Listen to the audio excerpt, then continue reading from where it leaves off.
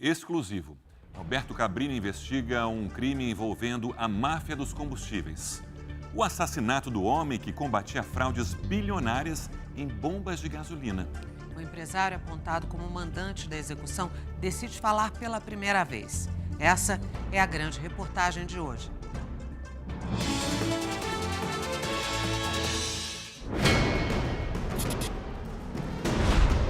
Um jogo brutal. Um crime de bilhões. Do que o senhor seria capaz se o senhor fosse flagrado adulterando combustível? Nesse líquido precioso e explosivo, no centro de uma fraude capaz de matar quem representar uma ameaça. E essa máfia poderosa não perdoa. Executa sem hesitar seus inimigos. Consta que Fabrício descobriu que o senhor estava adulterando combustível. O senhor tem consciência disso? Isso é uma inverdade. Uma das principais questões para se acusar alguém é descobrir se existe uma motivação para o assassinato. O senhor Fabrício era uma pedra no seu sapato? Essa é a história de uma execução. Eu vou perguntar objetivamente, olhando nos seus olhos. O senhor mandou matar Fabrício? Não. Hoje, o empresário apontado como mandante da execução decide falar pela primeira vez. Testemunhas relatam que dias antes do assassinato do Fabrício, o senhor teve uma grande discussão com ele em um posto de combustível. Nunca tive discussão com ele, nunca falei com ele. Quem disse isso mentiu. Onde está a verdade? Estamos em um bairro residencial de Curitiba. Esse é o local onde o homem que combatia fraudes e combustíveis foi assassinado. Eram 10 horas da noite de uma quinta-feira, 23 de março de 2017. Fabrício Machado da Silva voltava para casa depois de jogar futebol com os amigos. Ele estacionou aqui, estava à espera de abrir o portão de sua casa, mas não teve tempo. O carro onde ele estava foi violentamente atingido em sua parte traseira por um carro vermelho. Fabrício desceu de seu veículo para ver do que se tratava. E então recebeu 3 tiros, tiros fulminantes, todos na cabeça. O que está por trás disso, afinal? Fabrício Machado da Silva tinha 34 anos. Ele presidia a Associação Nacional de Combate a Fraudes e Combustíveis. Ajudava a polícia na região de Curitiba, no Paraná, a desmascarar chefões da quadrilha que preparava bombas viciadas, que roubavam clientes e postos, liberando menos combustível do que o indicado. Senhor Onildo, o senhor é acusado de mandar matar Fabrício Machado da Silva. Uma acusação extremamente grave e o Ministério Público está confiante de que tem todas as provas contra o senhor. O senhor não gostaria de aproveitar essa oportunidade para confessar? Eu gostaria de aproveitar essa oportunidade para me defender e para contar a minha versão dos fatos. O senhor Fabrício era uma pedra no seu sapato?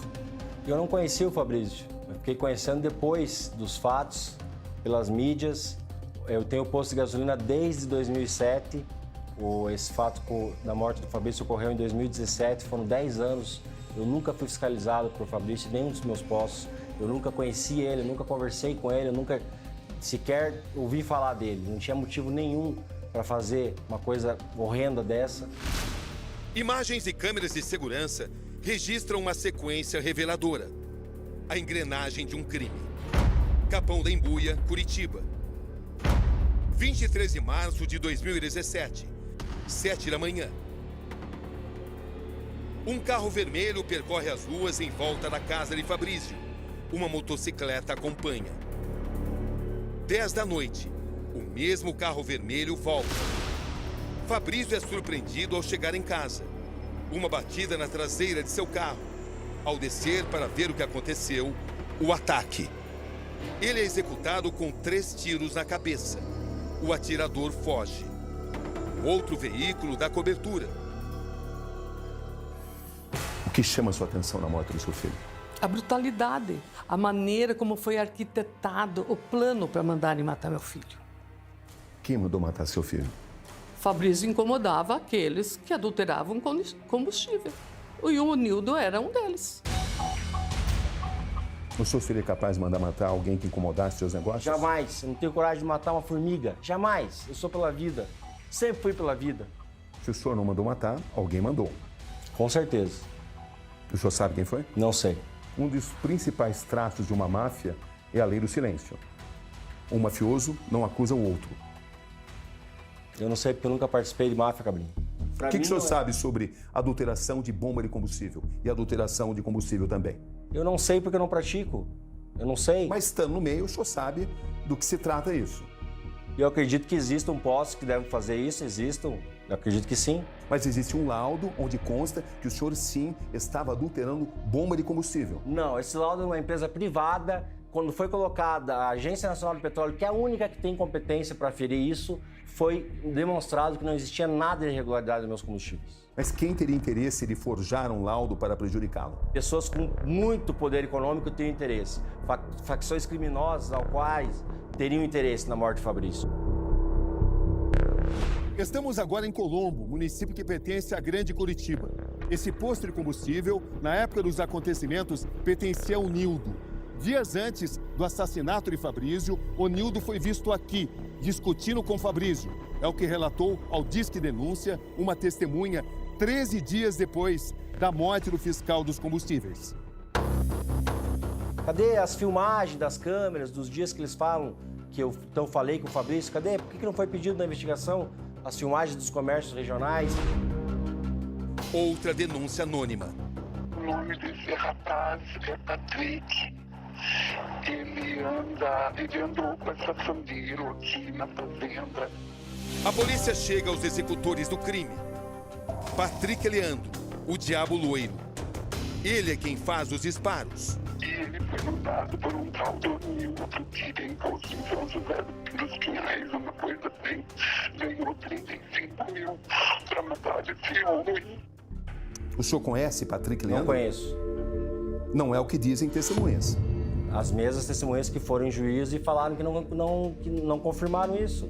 Existe um depoimento extremamente importante da ex-mulher de Patrick Leandro. Ela viu o senhor junto com o Fabrício. O senhor permite que eu confronte com algumas declarações? Permito? Na noite de março de 2017, fomos ao encontro de Onildo.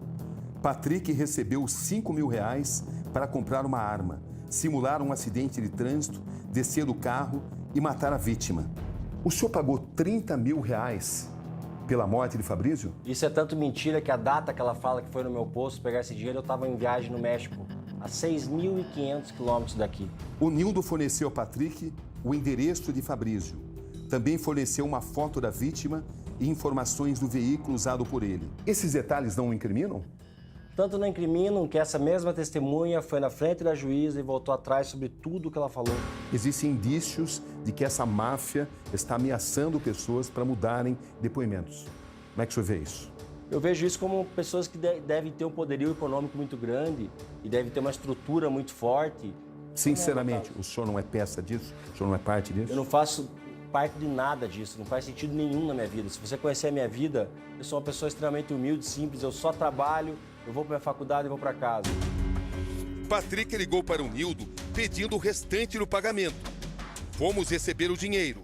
Patrick acertou com o Nildo que se a polícia descobrisse o crime, o Nildo deveria pagar um advogado e ajudá-lo na cadeia. Em troca do silêncio de Patrick Leandro, o senhor se ofereceu para pagar a defesa dele?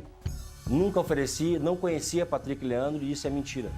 Por que Patrick e a namorada dele teriam intenção de prejudicá-lo? Tudo isso foi colocado pelo delegado que quis fazer esse inquérito e eu acho que eu era um inocente útil, porque era fácil me condenar. Eu era a parte fraca da corda, vamos dizer. Os outros suspeitos, que têm dezenas de postos de gasolina, que milhões e milhões movimentaram em contas de postos para lavar dinheiro, esses suspeitos aí foram deixados de lado. O senhor sustenta que está sendo vítima, está sendo bode expiatório de uma máfia não interessada em descobrir quem de fato adultera bombas de combustível? Não só sustento que isso vai ser provado no meu júri. Em nota, a Polícia Civil do Paraná diz que o caso está em fase processual e que não vai se manifestar. Outro personagem importante, Ari Rodrigues Oligini, detetive particular. O Nildo me contratou para vir descobrir quem era Fabrício, entendeu? E se o Fabrício tinha trabalhava para o Ministério Público. Ele afirma que recebeu 10 mil reais do senhor para investigar, para levantar informações de Fabrício Machado, como endereço, placa do carro, rotina.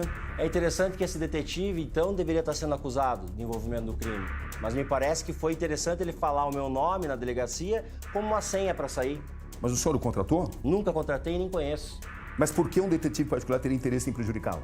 Para ele não se prejudicar. Por que ele não foi acusado de envolvimento no crime se ele fez tudo isso, se ele pesquisou tudo isso aí que está dizendo? Porque ele declara que não tinha consciência de que se tratava do planejamento de um assassinato. É o que ele declara. Mas é fácil declarar, né? É fácil declarar o que o delegado quer que se declare.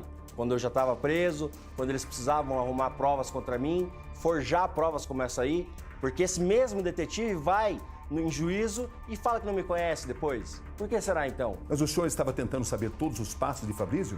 Eu nem conhecia Fabrício. Eu estava planejando a minha vida. Mas como o senhor não conhecia o Fabrício, o homem justamente que investiga todas as fraudes de bombas e combustível do Brasil justamente inteiro? O senhor é desse meio, como é que o senhor não conhecia? Porque eu não faço parte desse meio, dessa parte podre. Mas nesse meio todo mundo conhecia Fabrício. Era uma pessoa que todo mundo conhecia pela ação dele. Há 15 anos ele fazia isso. É, mas eu nunca ouvi falar, então... Mesmo estando no meio? Mesmo estando no meio, porque eu sempre tive... O máximo que eu fui ter foi 3 postos de gasolina. Pelo telefone, consigo falar com o detetive. O senhor foi contratado pelo Onildo para investigar o Fabrício? Na realidade, para investigar Fabrício, não, nunca. No depoimento à polícia, o senhor falou que tinha sido contratado para investigar o Fabrício, mas que o senhor não sabia que se tratava de um assassinato. O que eu quero dizer para o senhor é o seguinte, eu não tenho contrato nenhum com o Nildo, nunca tive contrato com o Nildo. Esse vai e volta das declarações reflete as pressões desse caso. O senhor conhece Ronei Dulciano? Não conheço. É um preso. Ronei Dulciano relata o seguinte: presos preventivamente com Onildo Chaves, afirmou ter ouvido Onildo conversando com o assassino Patrick Leandro no cárcere. O senhor confirma esse relato? Esse mesmo preso que falou isso, em juízo voltou atrás. Mas o senhor disse que não conhecia, agora o senhor conhece? Porque ele é tido como uma testemunha sigilosa. E eu sei Mas que por que inicialmente o senhor disse que não conhecia? Porque eu não conheço pelo nome. O senhor tem ciência desse bilhete que foi encontrado na prisão? Não. Vou mostrar para o senhor. Essa é uma foto desse bilhete. É um bilhete escrito pelo Patrick. Esse bilhete diz exatamente o seguinte: esse cara do posto, que seria o senhor, vai ter que pagar. Senão ele vai se... Uma palavra que eu não posso dizer aqui. Eu vou falar para o meu advogado, ele falar com o cara do posto. Se ele não pagar, vou dar uma chance para ele. Senão, eu vou ser obrigado a falar tudo. O cara do posto pode ser qualquer um dos outros suspeitos. Isso aqui não vincula nada, isso aqui é um bilhete de um preso, de uma cadeia. Senhor Onildo, descreva como foram as suas 3 prisões. Eu fiquei 15 dias no setor de triagem, sendo torturado quase que todos os dias com spray de pimenta, com cacetete, ficando sem roupa. Eu e mais todos os outros presos que estavam lá. O senhor conseguiria provar que foi torturado, de fato, na prisão? É muito difícil de provar porque você não tem como, você não tem acesso a nada na prisão. O senhor não estaria com isso tentando desviar a atenção daquilo que o senhor é acusado? Eu não tenho por que mentir, eu fui torturado, digo isso aqui olhando para você, porque realmente aconteceu, não só comigo.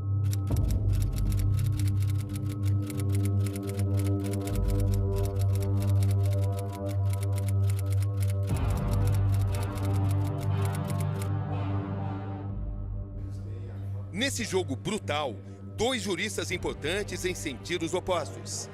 Como a defesa vai demonstrar a inocência do Onildo? Esse crime tem a assinatura de um crime organizado. E o crime organizado, ele atua antes, durante e principalmente depois do crime, lançando mão de falsas informações contra a inteligência, e o Onildo nada mais é do que uma vítima dessas falsas informações que vieram à tona no inquérito policial. O senhor está inteiramente convencido da condenação do Onildo? Eles tentam apontar outros possíveis atiradores, outros possíveis mandantes. Nenhum desses contratou detetive, nenhum desses subcontratou policial militar, nenhum desses, estação radiobase, mostrou o celular no posto dele, nenhum desses teve prova testemunhal. Nenhum desses teve denúncia anônima. O julgamento de Onildo se aproxima. O que a senhora diria ao Onildo se ele estivesse aqui nesse momento? Que ele trocasse de lugar comigo, ou que ele perguntasse à mãe dele qual o sentimento dela perder o seu filho assassinado. Senhor Onildo, o senhor tem a sua consciência totalmente tranquila? Tenho, totalmente tranquilo. Receio de ser condenado?